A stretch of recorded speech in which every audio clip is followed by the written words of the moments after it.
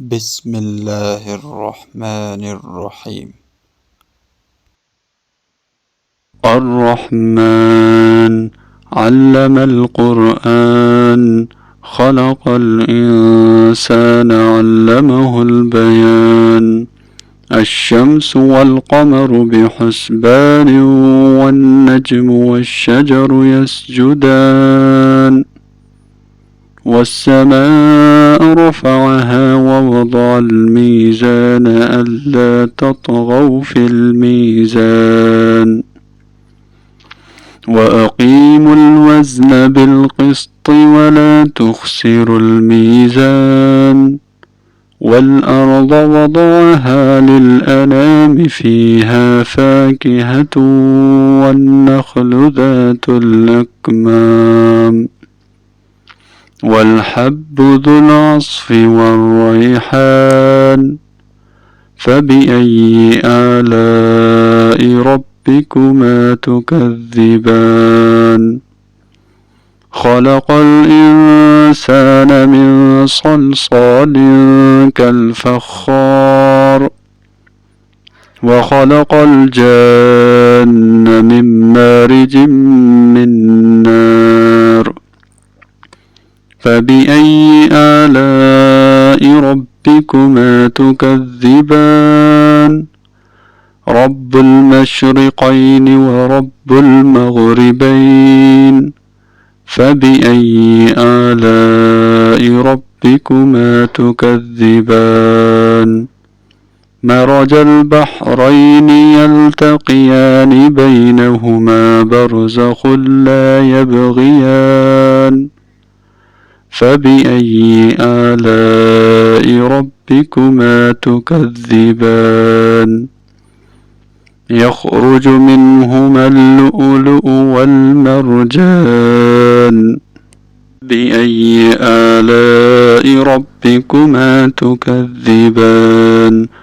وله الجوار المنشآت في البحر كالأعلام. فبأي آلاء ربكما تكذبان. كل من عليها فان، ويبقى وجه ربك ذو الجلال والإكرام. فبأي آلاء ربكما تكذبان. يسأله من في السماوات والأرض، كل يوم هو في شأن. فبأي آلاء ربكما تكذبان. سنفرغ لكم أيها الثقلان. فبأي آلاء ربكما تكذبان. يا معشر الجن والإنس إن استطعتم أن تنفذوا من أقطار السماوات والأرض فانفذوا، لا تنفذون إلا بسلطان. بأي آلاء ربكما تكذبان. يرسل عليكما شواظ من نار ونحاس فلا تنتصران. فبأي آلاء ربكما تكذبان. فإذا انشقت السماء فكانت وردة كالدهان. فبأي آلاء ربكما تكذبان. فيومئذ لا يسأل عن ذنبه إنس ولا جان. فبأي آلاء ربكما تكذبان. يعرف المجرمون بسيماهم، فيؤخذ بالنواصي والأقدام. فبأي آلاء ربكما تكذبان.